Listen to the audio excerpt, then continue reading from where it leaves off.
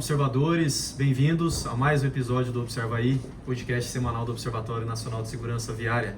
Eu sou Rodrigo Ribeiro, Head de Comunicação e Marketing aqui do Observatório. Eu sou Paulo Guimarães, CEO do Observatório. Eu sou Pedro Borges, Head de Mobilidade Segura do Observatório. De volta? De volta. De volta. Sentiram falta? Onde estava o Pedro? Estava em Santos, Fazendo o quê? Congresso da Ampet, 37ª versão. E você não veio semana passada, eu dei 2 dicas, viu? Já te falou que você tem que dar 2 curiosidades hoje? Não vai rolar. Não. Vai pesquisando aí. Fiquei sabendo agora só. Me falaram que você estava na praia, Pedro, verdade? Tava pertinho da praia. O que rolou lá, Pedro? O congresso foi muito bom, eu já tinha falado sobre o que a gente ia apresentar lá, umas semanas atrás. Só que eu acho que foi uma experiência bem positiva para o Observatório e para toda a rede de pesquisadores e estagiários, todo mundo aí que é da rede do Observatório. Para quem tem mais curiosidade sobre o que a gente falou lá, os trabalhos que a gente apresentou, está saindo boas notícias agora no site, então nsv.org.br. Eu acho que todo dia está saindo alguma diferente lá com conteúdo. E quando o Congresso lançar os anais de pesquisa, onde vai ter os artigos de forma completa, a gente também vai divulgar lá na nossa página de publicações acadêmicas. Ah, legal. Então, o pessoal quiser acessar, entender o conteúdo, aí a gente consegue, assim que publicar nos anais do Congresso, A gente coloca tudo lá. show de bola. O que a gente tem hoje basicamente no site é um resumo de cada trabalho e depois a gente abre com os resultados, a pessoa consegue analisar melhor. Geralmente números. demora 15 dias, 20 dias, então não vai demorar tanto pra gente ter o completo lá no site. Legal.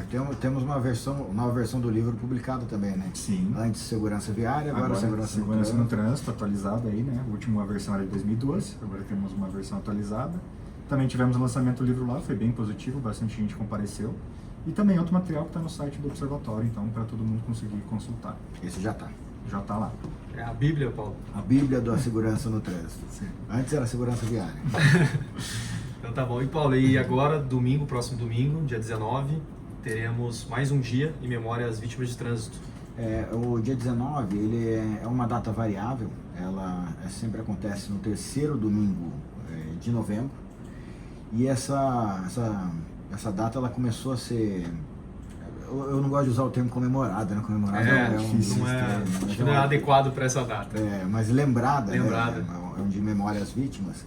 Começou lá na verdade, em 1993, estou pegando aqui minha cola, por uma entidade, né? E eu acho que a primeira coisa que eu queria chamar a atenção é a participação das entidades sociais, né?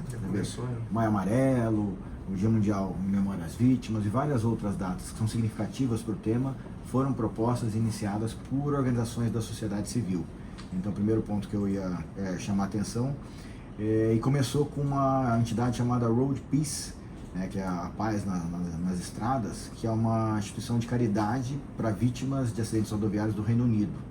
Então ela trabalhava muito com essa questão do apoio às vítimas, às vezes não necessariamente a vítima é fatal, né? A gente tem muita gente que fica sequelada. Muita gente. Muita gente, né? A estimativa que a gente tem, depois eu vou perguntar dados pro Pedro, e aí a gente sempre fala estimativa, né, Pedro? Porque o número real a gente nunca vai saber exatamente, mas 500 mil de pessoas no Brasil ficou com algum tipo de sequela permanente todos os anos. E essa entidade ajudava essas pessoas, tanto na reinserção, às vezes na reabilitação, e aí ela começou em 93 a promover essa data em memória às vítimas. Em 95, a Assembleia Geral da Federação Europeia de Vítimas de Trânsito, que também é uma reunião de entidades, vamos dizer assim, começou a apoiar, né, e adotando isso em 95, e depois em 98 ela começou a expandir para outros países. Então um caminho muito parecido com o que a gente tem com o movimento Maio Amarelo. Finalmente em 2003 a Organização Mundial de Saúde acrescentou o apoio, então começou lá em 93, mas em 2003 a OMS acrescentou o apoio, e em 2005 a Assembleia Geral das Nações Unidas declarou que o apoio da ONU definitivamente para essa causa. Então de lá para cá isso vem sendo cada vez mais estimulado, a gente faz algumas ações, basicamente, e assim, tem uma discussão que a gente faz, eu e o Ramalho, a gente teve na reunião que teve na ONU sobre segurança viária, e até a gente depois podia resgatar a nossa fala lá. O Ramalho fez um discurso lá na ONU, e uma das coisas que a gente provocou, assim, por que a ONU não apoia o movimento Maio Amarelo, né? Que já está tão abrangente, né? Está tão disseminado, tão consolidado. E uma das respostas que a gente tem, a gente oficiou isso, a gente falou, mandou ofício, mas não teve resposta, né? A gente cobrou algumas vezes, mas não teve resposta. Uma das coisas que a gente acha é que já tem outros movimentos que já são apoiados e talvez a ONU queira priorizar isso, enfim. Mas isso, de qualquer forma, a gente apoia, é uma data importante. E a gente deve, além da divulgação das peças, né, e é muito engraçado, hoje, como é que você apoia o movimento do Dia Mundial? Tem um site, que é o World Day of Remembrance for Road Traffic Victims, que é um site de uma organização que agora hoje organiza esse movimento, assim exatamente como era o Maio Amarelo. E há coisa de 2, 3 anos atrás, eles começaram a proporcionar a disseminação desse apoio, divulgando peças, né, de cards para rede social e tal, com um espaço para você colocar a sua logomarca. Exatamente como o Maio Amarelo faz há 10 anos. Então é difícil a gente não achar que houve algum tipo de inspiração né, da ONU no movimento Maio Amarelo. Mas enfim, sigamos. E aí, para marcar essa data, a gente não vai fazer exatamente na data, mas vai fazer um pouquinho mais para frente, que é um webinar, né, Pedro, sobre sobre a lei seca. Sobre a lei seca, é o tema principal. A gente fez 10 anos de lei seca agora recentemente, e aí a gente tem observadores 15 certificados. anos, né? 15 anos? Em 2008 a primeira. Então foi 15 anos, 15 anos, verdade. Então a gente deve fazer esse webinar com observadores certificados, que são especialistas no tema, né? O observador Arthur Magalhães, que ele é do DETRAN do Distrito Federal, ele vai apresentar um capítulo do livro dele, que é a evolução dos meios de comprovação da alcoolemia e a modificação do comportamento. Então tem a ver com a lei seca, tem a ver com essa questão do comportamento dos condutos que alguns condutores têm de conduzir seus veículos sob efeito de álcool. E vai ser no dia 27 de novembro, às 10 da manhã. 27 de novembro, 10 da manhã, todos convidados. Todos convidados. Em breve a gente já... Tá virando aí meio que um padrão, a última segunda do mês, um webinar do Observatório. Do Observatório, bom, sempre o Pedrão conduzindo aí. Pedrão, o host. É o host dos webinars. E depois a gente divulga, hoje ainda, ou até amanhã, sexta-feira, a gente já deve fazer essa divulgação, disparar aí para todos os nossos contatos, fiquem ligados aí nas nossas redes também. E, Paulo, entrando um pouco também aqui na agenda do Observatório, nós tivemos aí algumas boas notícias relacionadas aí a Ribeirão Preto essa semana. Nossa, Ribeirão Preto virou a bola da vez agora. A bola da vez da semana. Por quê? O que está acontecendo em Ribeirão Preto? São três grandes ações, três grandes acontecimentos. Primeiro que Ribeirão Preto, até para as pessoas saberem, Ribeirão Preto hoje, ela tem uma empresa que faz a gestão de trânsito e transporte lá, que acho que até mudou o nome recentemente. RP Mob. RP Mob, antes chamava Transerp, eles mudaram para RP Mob, e o diretor da RP Mob é um observador certificado. Então também é uma coisa legal, porque a gente acompanhou a progressão de carreira do Delcides, que é o diretor lá. Ele não era diretor, ele passou para acho que uns 2 cargos de supervisor e gerente de educação para o trânsito, foi daí que ele começou a relação com o observatório. E a gente tem 9 pessoas de Ribeirão Preto que se inscreveram, foram inscritas por meio da prefeitura, da RP Mob, para o curso Transformando Cidades. Então é um curso que a gente está em andamento. Ele, apesar de a gente falar que a primeira turma está em andamento, como ele é um curso EAD assíncrono, a gente pode ter turma iniciando a qualquer momento. Então, são esses 9, a gente já deve ter batido aí talvez umas 70 pessoas já inscritas no curso, né, fazendo o curso. Então isso foi uma coisa bem legal que aconteceu. Uma outra coisa legal que vai acontecer, Pedro e Thiago, os nossos curitibanos. Não, o Thiago não é curitibano, ele só mora em Curitiba. Mas já tirou a carteirinha dele. Já tirou a carteirinha? Ele recebeu o título de cidadão curitibano da Câmara? Praticamente. Podemos arrumar isso para ele. Não recebeu em breve, hein? Não recebeu ainda? Que isso? Mas vamos arrumar isso lá pro Thiago lá na Câmara de Curitiba. E aí o Pedro e o Thiago vão lá e vão oferecer, vão ministrar um curso sobre Visão Zero. Sim, vai ser um curso de capacitação em Visão Zero. É um curso que vai durar 3 dias, então segunda, terça e quarta nos dias 4, 5 e 6 de dezembro. E é um curso que está sendo oferecido para a Prefeitura Municipal, mas especificamente para o Departamento de Mobilidade Urbana da Secretaria Municipal de Planejamento e Desenvolvimento Urbano. Ah, que legal, que legal. Então, específico para essa secretaria. show de bola. E visão zero, o que é? Para as pessoas ficarem cegas e não enxergarem mais nada?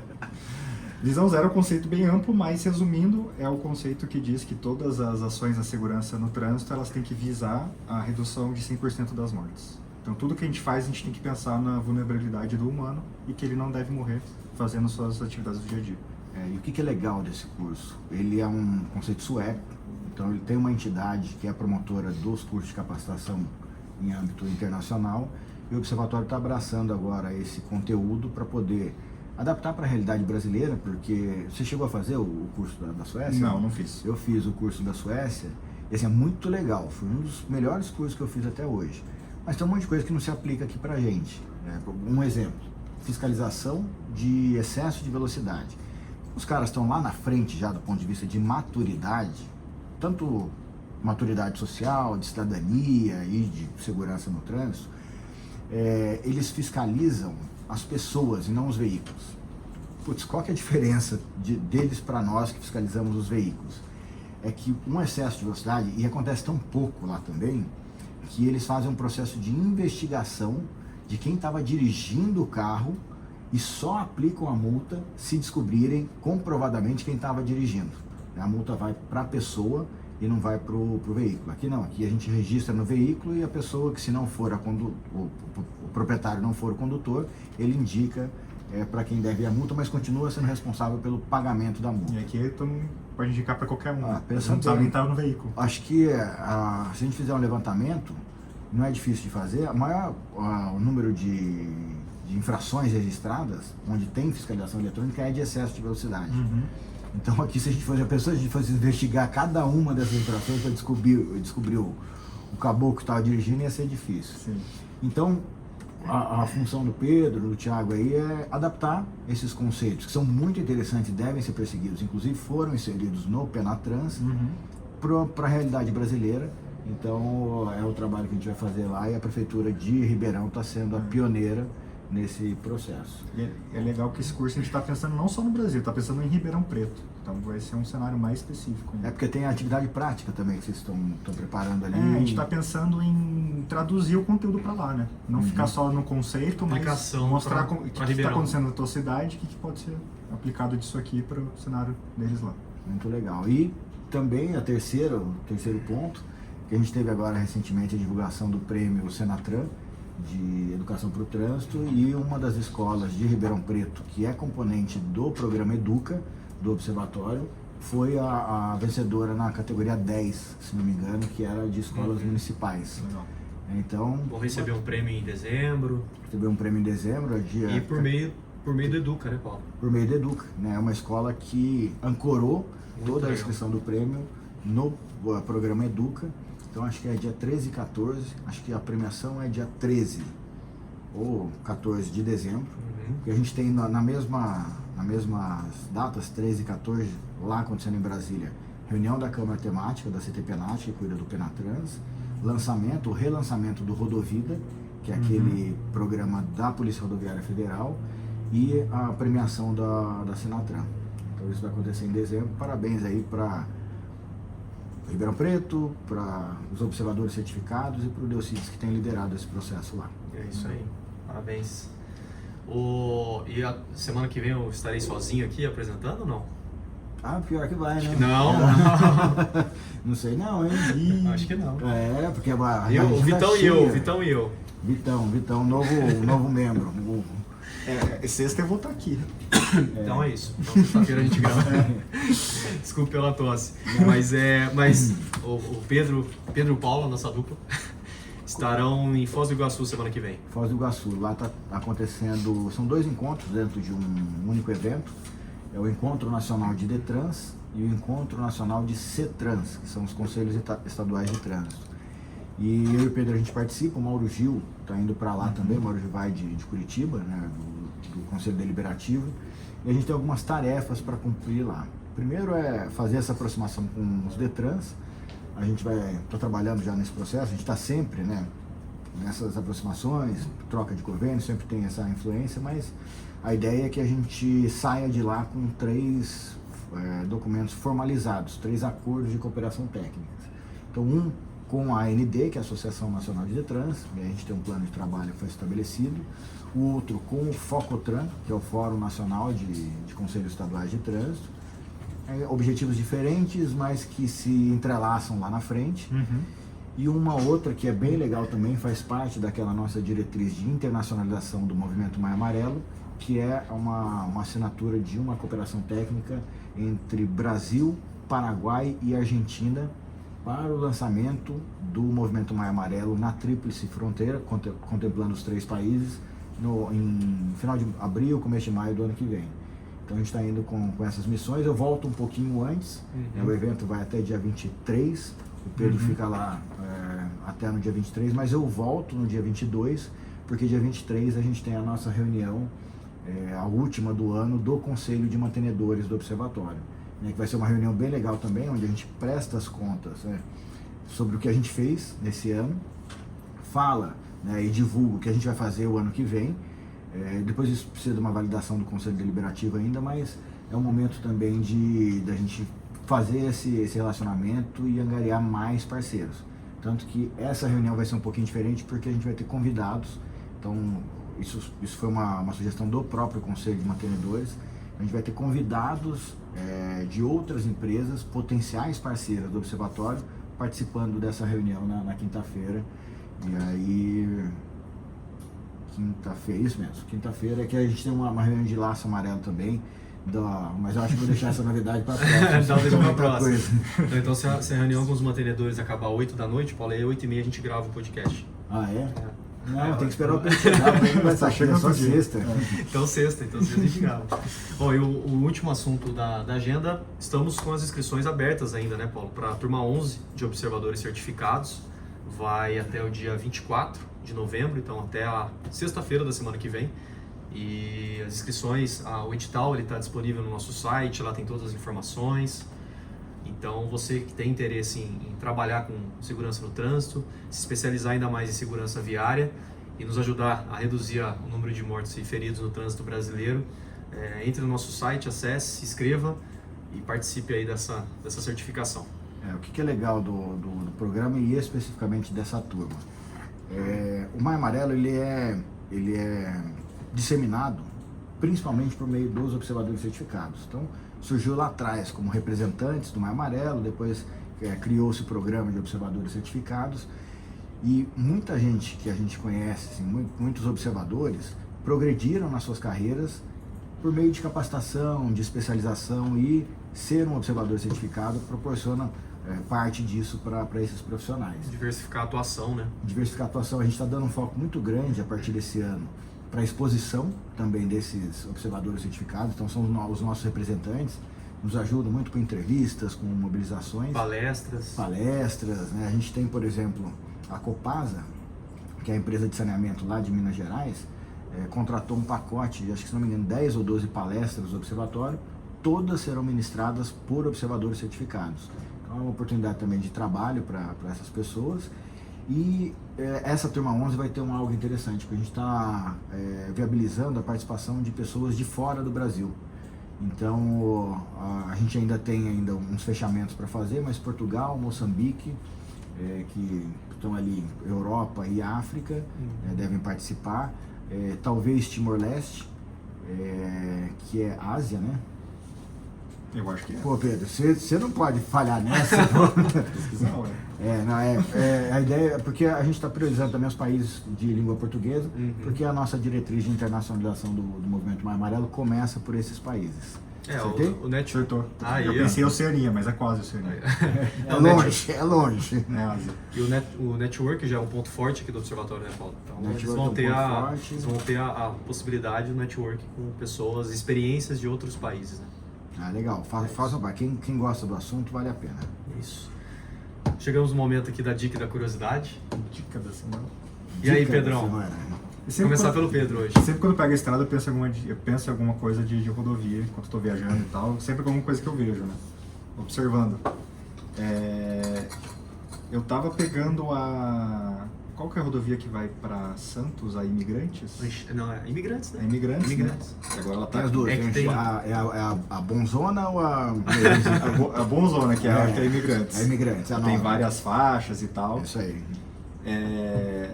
Eu tava trafegando normalmente lá, mas eu sempre percebo que eu sempre tô no limite de velocidade ou um pouco a menos.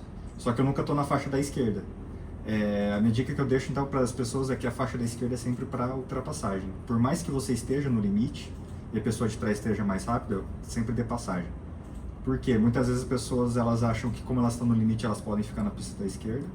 Só que assim, a lei diz que mesmo que você já esteja no limite e tem alguém mais rápido atrás, você tem que dar a passagem porque a pista da esquerda é de ultrapassagem. Então não tente ser o fiscalizador ali do trânsito na hora. É bom até para evitar conflitos e brigas. Então sempre dê a passagem para quem está mais rápido se você estiver aí na faixa da esquerda. Eu costumo brincar assim, não seja o justiceiro do trânsito. Exatamente. Quem é mais antiguinho lembra do justiceiro. E esse é um problema mesmo. A faixa da esquerda ela é para ultrapassagem. E muita gente, o limite da via é 100, lá acho que está 100 ou 110. Quando eu cheguei na parte da serra já estava 80, mas um pouco antes é 110. E aí você tá ali a 110 na faixa da esquerda e vem um cara acima da velocidade e fala, não, eu tô na velocidade certa, ele que tá errado. Não, sai fora, evita conflito. Deixa o cara passar. Eu acho até que a gente já falou alguma coisa sobre isso aqui, ou eu ouvi em algum lugar, que se eu estiver no limite e um carro atrás, se eu não deixar ele passar, eu levo multa. Acho que a gente já falou, não sei se a gente já falou sobre porque isso. Porque a faixa da esquerda, ela é uma faixa de ultrapassagem. Sim. Uhum. Então, você tá andando ali, a 110, tem um carro a 80 na sua frente, você sai, ultrapassa e ele continua. Uhum. Essa O conceito da faixa da esquerda. Beleza. E a curiosidade, Paulo? Curiosidade, qual o valor do pedágio lá para descer? Não, eu tô falando porque minha mãe morou em Santos, o pedágio é caro. E aí por que eu brinquei? É que eu sempre vejo o total da rota. Uhum. Eu percebi que era mais caro do que só para São Paulo, mas a quantidade exata eu não lembro. Porque o que acontece? A Anchieta Imigrantes, quem não conhece, a Anchieta é a via antiga e é uma pista simples, aquela Anchieta era mão dupla antigamente, era um baita de um problema, o pessoal descer pro litoral e tal, até o porto e tal, e aí foi feita a Imigrantes, que é uma rodovia, vou falar paralela, não é bem paralela, mas é uma rodovia moderna, um monte acho que o pavimento é tudo concreto lá. Maioria sim. A maior parte do pavimento rígido, sobre pilotis, pouco impacto ambiental. Então, um monte de túnel. É uma rodovia moderna. E aí eu estou sacaneando com relação ao valor do pedágio, que é um pedágio caro. E eles têm lá eles operam, a operação dessa rodovia é conhecida como Sistema Anchieta Imigrantes. Porque dependendo das datas, feriado, carnaval, uma sobe, uma desce, as duas desce, então eles usam esse sistema. E aí eu lembro minha mãe parar e bater boca no pedágio, porque ela estava indo pela Anchieta, mas o valor do pedágio é do sistema. É do sistema inteiro. E ela pagando o pedágio da Imigrante. Ela ficou brava lá com o cara do pedágio, que não tem nada a ver com isso. Né? Minha mãe é fogo. Naqueles momentos que a gente passa vergonha, né? Passa vergonha. Tua mãe. Não, mãe. Passa não, mãe. Brincadeira, beijo, mãe. Ó, curiosidade. Tem algumas aqui, eu fiz um pupurri de curiosidades. Compilado de curiosidades. Compilado. Que são curiosidades. É o combo. Coisa bem curiosa, né? Sobre leis de trânsito diferentes, né? Ou curiosas ao redor do mundo. Então, por exemplo, na Arábia Saudita, até 2017, mulher não podia dirigir. Cara, em 2017 foi ontem, né? Olha só que mundo, né? Então eu achei essa muito curiosa. E uma outra curiosa em Singapura, né? Isso não funciona nunca aqui no Brasil. Se você tiver um pedestre atravessando a via e você parar para esse pedestre atravessar a menos de 50 metros dele, você toma multa. Né? Pô, 50 metros é um poste e meio, quase 2 postes. É longe, nunca ia funcionar aqui. Tem uma outra aqui, que essa aqui eu estou desconfiado, porque essa aqui eu nunca tinha ouvido falar, mas sabia que na Espanha, em dia que tá sol, se você não tiver de óculos escuros, você pode tomar multa? Que isso? É esquisito, né? É esquisito. Essa vai de encontro daquela que se não estiver funcionando o para-brisa aqui no Brasil, você leva multa também. Umas coisas que ninguém sabe, é a cabeça de bacalhau da legislação lá. E uma outra que é interessante também, na Dinamarca, você é obrigado, você aprende isso na autoescola, a verificar todos os requisitos de segurança do veículo antes de colocar ele em funcionamento e sair andando, né? Até então, nada de novidade, mas o que é de diferente aqui? Qual que é a curiosidade? É que está listado lá que você precisa olhar freio, buzina, direção, farol e ver se não tem ninguém embaixo do carro. Tá lá escrito lá. Isso é onde? Isso é na Dinamarca. Será que é frio e a pessoa se dorme, morador de será isso? Quando eu tava na Federal, eu sempre vestia cachorro embaixo do carro. Eles dormiam embaixo do carro. Pode ser gato, sei lá. Pode ser, animal, né? Pessoa. Na Rússia e na Romênia, né, eles têm uma lei aqui que é parecida, que se você tiver com o veículo sujo, você pode tomar multa. E aí o seguinte... Não, e aí eu te pergunto, Pedro, o que é um veículo sujo? Pois porque só do que você falou, o seu pra você não tá, né? Não, o do Pedro é limpo. Então, agora tá, porque... Esse é um problema, porque quem define se o veículo tá sujo ou não é o guarda. Né? Então isso dá margem, isso é tudo que a gente não quer, é esse tipo de margem. Outra curiosa aqui, ó, na Grécia, se você estacionar em local proibido, o policial vai lá, faz a multa, arranca a placa do seu carro e leva, e aí você tem que ir lá para pagar a multa e pegar a placa, pagar o resgate da placa. E para finalizar, deixa eu ver aqui, tem uma interessante aqui no Alabama, né? Os Estados Unidos também, os Estados Unidos tem um monte de lei diferente em cada lugar. Mas você não pode dirigir com os olhos vendados. Que bom, isso é importante. E não pode jogar melecas pela janela, tatu de nariz. Justamente. Então, não precisava nem ter lei para isso, né? Mas, deixa eu ver uma última aqui. No Kentucky, os cachorros estão proibidos de molestar os carros. Sabe aquele cachorro que corre do carro? Isso é proibido. Os motociclistas não sofrem lá então, né? Eu não sei o que acontece com o cachorro se ele sair correndo atrás do carro lá no Kentucky. Como é que vai fazer, né? Mas é isso aí. Então, um pouquinho de curiosidade. O estado inimigo do animal. Estado inimigo do animal. Não deixa o cachorro correr atrás da roda, pô. É isso? É isso. Muito bom. Várias curiosidades aí numa só. Várias curiosidades. Hoje foi um combo. Um combo de curiosidades. Legal. Bom, então, algo mais, Paulo? Acho que não, acho que a gente encerra bem, a agenda tá cheia, né? Bastante coisa no final de ano, né, Pedro? Acho que a gente fim de ano agitado. Viajando toda semana. E praia mesmo a gente não vai conseguir pegar, apesar dos 40 graus. Não, mas 10 minutinhos aqui na rua aqui, você já dá uma bronzeada, Paulo. Isso é bom. Então tá bom, encerramos mais um episódio, 31º, hoje com o Pedro. De volta, Pedro de volta. Bom, gostaria de agradecer a toda a nossa rede. Ô Pedro, você faltou uma vez só, eu já faltei várias. Esse cara ficou me sacaneando aqui no passado, hein? Pô, eu preciso faltar uma vez aqui também. Não, então... você faltar no episódio. Imagina. Bom, eu gostaria de agradecer a toda a nossa rede, né? Os mantenedores sociais do Observatório, a Braciclo, a Fávia, CNT CS Senat ITL, a GoPlus, a Gringo, a iFood, Ipiranga, Mobilidade Estadão, Raizen, Uber, Veloy e Vibra, aos 536 observadores e observadores certificados, a todas as empresas, prefeituras e entidades Laço Amarelo, as que aderiram ao Educa e a todas as instituições que mantêm cooperações técnicas aqui com o Observatório. Valeu, pessoal, até o próximo episódio. Falou, pessoal, até a próxima. Tchau, galera, até o próximo.